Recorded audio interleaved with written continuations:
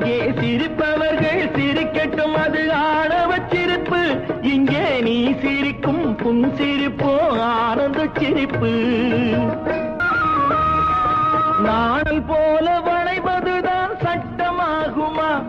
அதை வளைப்பதற்கு வழக்கறிஞர் பட்டம் வேணுமா? தருமத்தாயின் பிள்ளைகள் தாயின் கண்ணை மறைப்பதா?